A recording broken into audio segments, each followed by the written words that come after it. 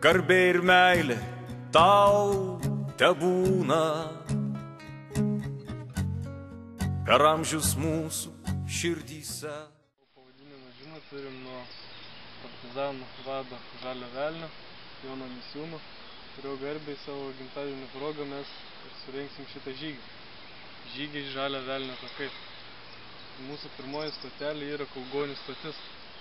Jinai yra ypatinga tuo, kad būtent čia Žalias Velnis ir pradėjo savo partizanų veiklą. Už laisvę žemės mūsų gimtinės tu savo galvą paguldei, niekuomet neužmirš didvyrių mūsų laisvos tautos vaikai. Niekuomet neužmirš didvyrių mūsų laisvos tautos vaikai. Tai yra tas paminklas būtent didžiosios kovos rinktinės vėliau apygardos įkūrimo paminėjimas, kurį bandysim aptvarkyti.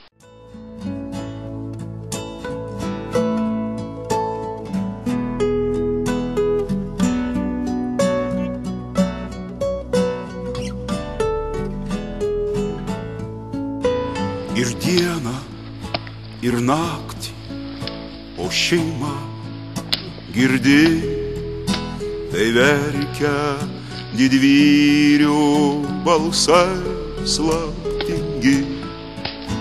Oi lylia, oi lylia, oi lylia, lylia, tai verkia didvyrių balsai slaptingi.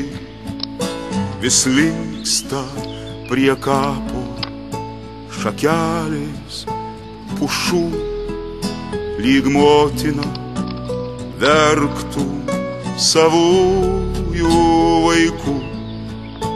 Oi lylia, oi lylia, oi lylia, lylia, lyg motina verktų savųjų vaikų.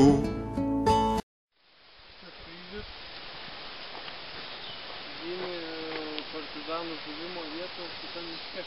Šitam miške buvo bunkeris, kuriam nuo NKVD karių žuvo Andrius Petkevičius Agūnas, būrio vadas, Kazimieras Kazakevičius Agurkas bei Ignas Kazakevičius Rūtas. Neblėsta didvyrio garbė niekados, tėvynė brangioji per amžius raudos. Oi lylia, oi lylia, oi lylia, lylia, tėvynė brangioji per amžius raudos.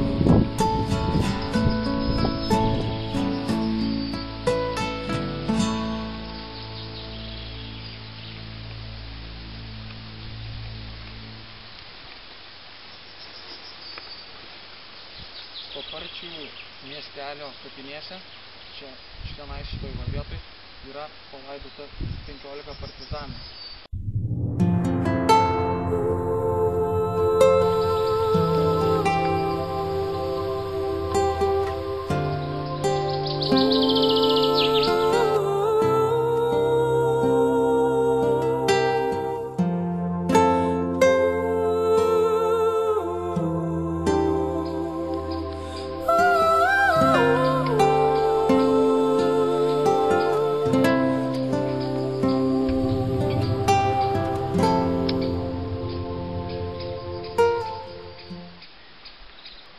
Čia ilsisi Žaliukas Leonas, žiauriai nužudytas 1945 metais. Jei ne auksinės vasaros, ne mėlynos vos ilgos, nebūtų mes atėję čia, kur kur slenka dienos pilkos. Nebūtume mes atėję čia, kur slenka dienos pilkos.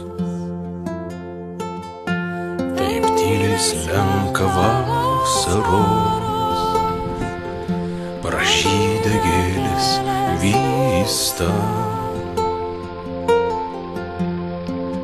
Mes tyliai šluostom ašaras. 1998 metais koplytėlė buvo pabaigta.